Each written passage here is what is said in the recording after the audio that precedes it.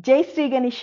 మనం మహాభారతం చెప్పుకుంటున్నాం కదా. ఎక్కడున్నాము? ద్రోణ పర్వం 3వ ఆశ్వాసంలో ఉన్నాం. 14వ రోజు యుద్ధం చెప్పుకుంటున్నాం. ఇప్పటి వరకు ఎంతవరకు చెప్పుకున్నాము? అభిమన్యుడు చనిపోయిన తర్వాత అర్జునుడు తెల్లారి సాయంత్రం లోపు అంటే సూర్యాస్తమయం లోపు నేను జయద్రథుని చంపుతాను, లేదంటే గాంధీవంతో సహా అగ్గిలో దూకుతాను అని చెప్పేసి ప్రతిజ్ఞ చేశాడు. ఓవైపు అద్భుతంగా ద్రోణాచార్యుడు శకట వ్యూహాన్ని పన్నాడు. అయినా కూడా అర్జునుడు శకట వ్యూహం లోపలికి వెళ్ళిపోయి దాదాపు అందరినీ ఓడించుకుంటూ జీత్రయాత్ర చేపడుతున్నాడు. అయితే మిగిలిన పాండవులు ఎవరు కూడా లోపలికి వెళ్ళలేకపోతున్నారు. ధర్మరాజు వెళ్ళాలని చూస్తే ద్రోణాచార్యుడు అంటే దాదాపు ద్రోణాచార్యుడు చేతికి చిక్కి చివరి నిమిషంలో ధర్మరాజు తప్పించుకునే పరిస్థితి కనిపించింది. ఆ తర్వాత ఏం జరిగిందని చెప్పేసి సంజయుడు ధృతరాష్ట్రుడు సంజయుడిని అడిగాడు. సంజయుడు ఇంకెలా చెప్తున్నాడు. సో ఈ రోజు ఇంకా వ్యూహం బయట ఏం జరుగుతుంది, ఎందుకు పాండవులలో ఎవరు కూడా శకట వ్యూహంలోకి వెళ్ళలేకపోతున్నారు, కేవలం కృష్ణార్జునులు మాత్రమే యుద్ధం చేస్తున్నారు అనేది చూద్దాము. ఇప్పుడు వ్యూహం బయట ఏదైతే మన ద్రోణాచార్యుడికి ధర్మరాజుకి యుద్ధం అయితే అయిపోయింది కదా. ఆ తర్వాత ఇక్కడ వ్యూహం బయట చెప్పుకోదగ్గటువంటి ముఖ్యమైనటువంటి వాళ్ళు, బాగా యుద్ధం చేస్తున్న వాళ్ళు, ఒకరు ద్రోణాచార్యుడు పెట్టని గోడలాగా నిల్చొని ఉన్నాను.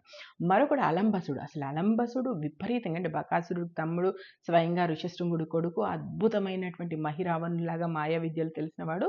వాడు ముప్పు తిప్పలు పెట్టి 3 చెరువుల నీళ్ళు తాగిస్తున్నాడు. అప్పుడు ధర్మరాజు అనుకుంటాడు, మనం శకట వ్యూహంలోకి ప్రవేశించాలంటే ద్రోణాచార్యుని ఎదిరించాలి, అంతకంటే ముందు వీడిని, ఈ అలంబసుని చంపాలి, లేదంటే వీడు మనకు పూర్తి స్థాయిలో అంటే వీడు మనల్ని ముందుకు వెళ్లకుండా మనల్ని అడ్డుకుంటున్నాడని చెప్పేసి ఘటోత్కచుడు, అంటే మరో చోట శత్రు సైన్యంతో యుద్ధం చేస్తున్నటువంటి ఘటోత్కచుని పిలిచి, ఘటోత్కచ ఎలా అయినా సరే నువ్వు ఈ అలంబసుడు అడ్డు తొలగించు, వీడు అడ్డు తొలగితే మనం అందరం కలిసి ద్రోణాచార్యుడితో యుద్ధం చేయొచ్చు, ఎలాగో అలా మనం వ్యూహం లోపలికి వెళ్దాము, ఇలా ఎంతసేపు అర్జునుడు ఒక్కడే లోపల ఉన్నాడు, మనం ఇంకా ఎక్కువసేపు ఇక్కడ ఉండడం మంచిది కాదు అనగానే వెంటనే ఘటోత్కచుడు రంగంలోకి దిగుతాడు. ఘటోత్కచుడికి అలంబసుడికి మధ్య యుద్ధం జరుగుతుంటుంది. ఉందో చదువుతాను, చెప్తా వినండి.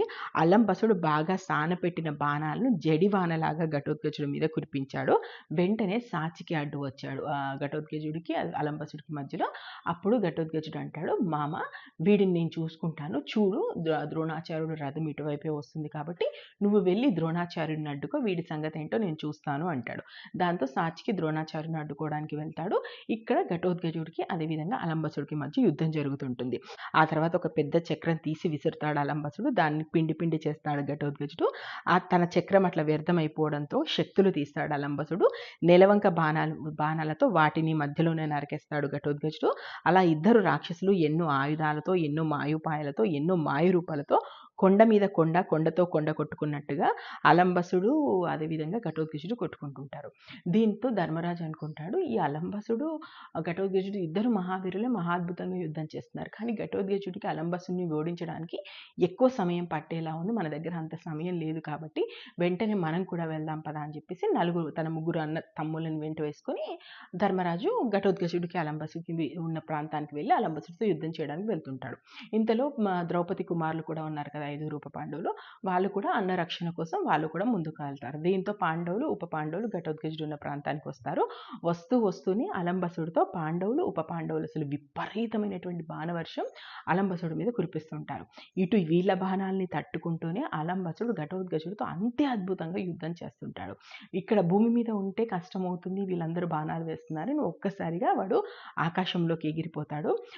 ఇలా వీళ్ళ బాణాలు వేస్తున్నటువంటి క్రమంలోనే వాడికి ఎక్కువ కోపం భీముడి మీద కదా, బకాసురుని చంపాడని భీముడి మీద 25 బాణాలు వేస్తాడు. సందులో ధర్మరాజు మీద, ద్రౌపది కొడుకుల మీద, ఘటోత్కచుడి మీద 5 బాణాలు వేస్తాడు. ఎక్కువగా నకులుడి మీద పడతాయి, 70 బాణాలు పడతాయి.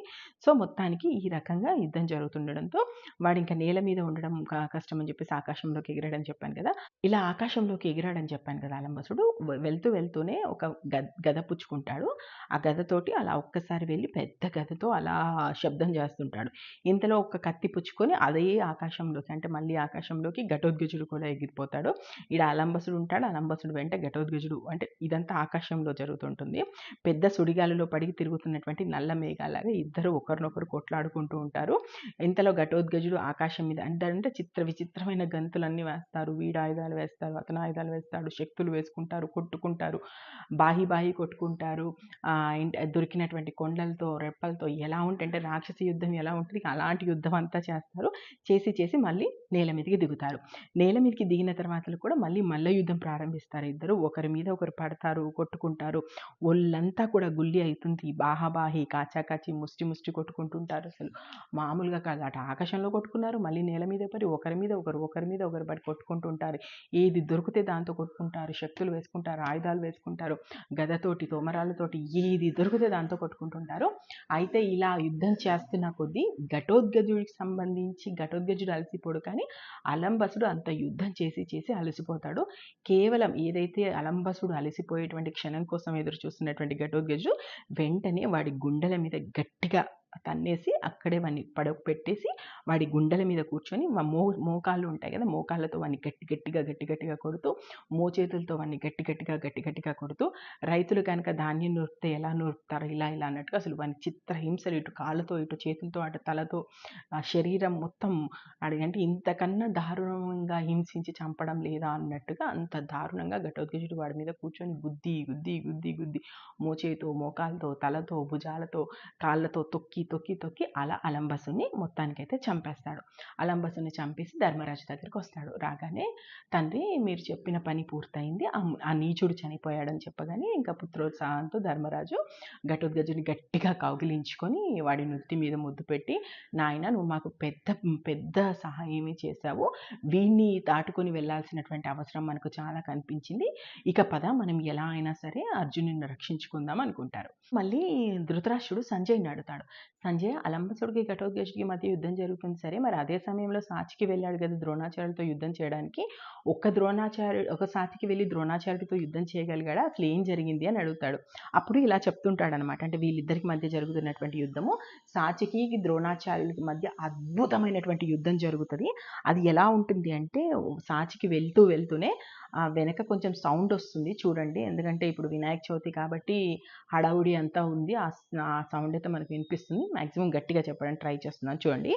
వెళ్తూనే ద్రోణుడి మీద ఒక 25 కుప్పకూలాలు అంటారు. అంటే అవి ఏంటంటే అలుగులు లేని బాణాలు. ఆ బాణానికి అలుగులు ఉండవు. ఆ బాణాలని వెంటనే ప్రయోగిస్తాడు సాచికి. ఆ బాణాలు వెళ్ళి ద్రోణుడికి గట్టిగా తగులుతాయి. వెంటనే ద్రోణుడు బంగారు తొడిమికెళ్ళినటువంటి 3 బాణాలని సాచికి మీద కొడతాడు. అది సాచికి కవచాన్ని చీల్చుకొని బయటికి వెళ్తాయి. ఆ తర్వాత బరికొల చూపినటువంటి ఏనుగు మొల లాంటి బాణాలు ఉంటాయి. వాటిని 50 బాణాలని ద్రోణాచార్యుడి మీద వేస్తాడు సాచికి. మళ్ళీ ఆ తర్వాత ద్రోణాచార్యుడికి ఒళ్ళు మండి ఒక 9 బాణాలను సూటిగా సాచికి ఎముకల్లోకి గుచ్చుకుపోయేటట్టుగా బాణాలు వేస్తాడు. సో ఇలా వీళ్ళ మధ్య యుద్ధం చాలాసేపు జరుగుతుంది. అటు బాణాలు ద్రోణాచార్యులు వేస్తుంటారు, సాచికి వేస్తుంటారు. కానీ ఓ సమయానికి వచ్చేసరికి 100 బాణాలని ఒకేసారి సాచికి శరీరం మొత్తం తూట్లు పడిపోయేటట్టు ద్రోణాచార్యుడు వదులుతాడు. ఆ బాణాలు వచ్చి కుచ్చుకున్నప్పుడు సాచికి పరిస్థితి ఎలా ఉంటుందంటే, కాలు చెయ్యి కూడా కదపలేనటువంటి పరిస్థితికి సాచికి చేరుకుంటాడు. దీన్ని ధర్మరాజు గమనించి వెంటనే దుష్టజిమ్ముడితో అంటాడు, వెళ్ళు నువ్వు వెళ్ళి సాచికిని రక్షించేటువంటి పనిలో పడు అంటారు. ఇక్కడ భీముడికి ఘటోత్కచుడికి అలంబసుడికి మధ్య యుద్ధం జరుగుతున్నప్పుడు భీముడు అక్కడ ఉన్నాడు కదా, భీముడిని కూడా మళ్ళీ ద్రోణాచార్యుడి దగ్గరికి పంపించేస్తాడు. సో ఇప్పుడు భీముడు వచ్చాడు, అదేవిధంగా దుష్టజిమ్ముడు వచ్చాడు, సాచికి, ఈ ముగ్గురు కలిసి ద్రోణాచార్యులతో యుద్ధం చేస్తుంటారు. అద్భుతమైనటువంటి యుద్ధం వీళ్ళ మధ్య జరుగుతుంటుంది. ఓవైపు వీళ్ళందరూ, అంటే ద్రోణాచార్యుల యుద్ధం ఎలా ఉంటుందో చెప్తాను చిన్న ఎగ్జాంపుల్. ఒక్కసారి బాణం వదిలితే అది 25 మంది పాంచాల యోధుల శరీరాన్ని చీల్చుకుంటూ పోతాయి. 25 మంది, 25 మంది. ఒక బాణం వదిలితే అది 100 మంది తలలు నడుక్కుంటూ పోతుంది. అలా వదులుతుంటాడు అనమాట ద్రోణాచార్యుడు. సో ఈ సమయంలోనే కృష్ణుడి పాంచజన్యం పూరించిన శబ్దం ధర్మరాజుకు వినిపిస్తుంది. ఈ పాంచజన్యం కృష్ణుడు ఎక్కడ పూరిస్తాడు, మనం గత ఎపిసోడ్లో చెప్పుకున్నాం కదా. ఎప్పుడైతే శకట వ్యూహాన్ని దాటుకొని, ద్రోణాచార్యుని దాటుకొని, కృతవర్మను దాటుకొని మనకి ఎప్పుడైతే అర్జునుడు వ్యూహం లోపలికి వెళ్ళాడో, ఓ సమయంలో అర్జునుడు మూర్ఛపోయి పడిపోతుంటే కర్ర పట్టుకొని నిల్చుంటాడు కదా, ఆ సమయంలో పాంచజన్యం అంటే ఇప్పుడు కృష్ణుడు అక్కడ ఆ సమయంలో, ఇక్కడ పాండవులు ఈ పరిస్థితిలో ఉన్నారు. సో వెంటనే ఆ శబ్దం వినగానే వెంటనే చెవులు రక్కించి ధర్మరాజు అర్జుని గాంధీవ శబ్దం కోసం వింటాడు. ఎంతకి గాంధీవ శబ్దం వినిపించకపోయేసరికి ఒక్కసారిగా ధర్మరాజు గుండెలు అదురుతున్నట్టయి సాచికితో ఇలా అంటాడు, ఏమైంది, కృష్ణుడు పాంచజన్య శబ్దం మహాఘోరంగా వినిపిస్తుంది, అర్జునుడి యొక్క గాంధీవం నుంచి వచ్చే టంకారం మాత్రం వినిపించట్లేదు. నా తమ్ముడికి ఏమైనా అయిందా? అయ్యో నా తమ్ముడికి ఏమైనా అయితే నేను మాత్రం ప్రాణాలతో ఉండను.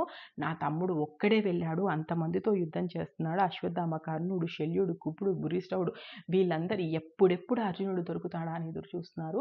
ఇప్పటికే నేను అభిమన్యుని పోగొట్టుకున్నాను. అయ్యో అర్జునుడు ఒంటరిగా వెళ్ళాడు, ఏం జరుగుతుందో ఏమో, అసలు నా తమ్ముడిని నేను మళ్ళీ చూడగలుగుతాను, ఈ దిక్కుమాలిన యుద్ధం ఒకటి పెట్టుకొని నా తమ్ముడి ప్రాణాల మీదకి తీసుకొచ్చాను అని చెప్పేసి విపరీతంగా బాధపడుతూ వెంటనే సాత్వికిని పిలిచేసి అంటాడు, సాత్వికి ఇంకా ఇలా కాదు, నువ్వు వెళ్ళు, వెంటనే వ్యూహంలోకి జొరపడి నువ్వైతే వెంటనే అర్జునుడి దగ్గరికి వెళ్ళిపో అంటాడు. ఎందుకంటే ఆ శకట వ్యూహాన్ని ఛేదించుకొని వెళ్ళగలిగే శక్తి సాత్వికి ఉంది అని చెప్పేసి ధర్మరాజు నమ్మకము. సాత్వికి నీకు ఒక విషయం చెప్తాను విను, దైత్యవనంలో ఉన్నప్పుడు అర్జునుడు స్వయంగా నాతో అన్నాడు, సాత్వికి కనుక నా పక్కన ఉంటే ఎలాంటి శత్రు సంహారమైనా నేను చేస్తానని చెప్పేసి, అదిగో అంతటి నమ్మకము అర్జునుడికి నువ్వంటే. నువ్వు మీ అన్న కృష్ణుడు మీరిద్దరూ ఉన్నారంటే నేను అర్జునుడికి ఏం కాదు అని నమ్ముతాను. దయచేసి నువ్వు వెళ్ళిపో, కృష్ణార్జునులు ఇద్దరే ఉన్నారు, అక్కడ ఏం జరుగుతుందో ఏమో. నాకు అర్జునుడు అంటే ప్రాణం కంటే ఎక్కువ. ఒకవేళ అర్జునుడికి ఏమైనా జరిగిందంటే నేను మాత్రం ప్రాణాలతో ఉండను. నీకన్నా గొప్ప ఆప్తుడు, గొప్ప మిత్రుడు, గొప్ప బంధువు ఇప్పుడు నాకు ఎవరూ లేరయ్యా. దయచేసి నేను బ్రతిమలాడుకుంటున్నాను సాత్వికి, వెళ్ళు, శకట వ్యూహంలోకి జొరపడు, అర్జునుడి దగ్గరికి వెళ్ళు అంటాడు.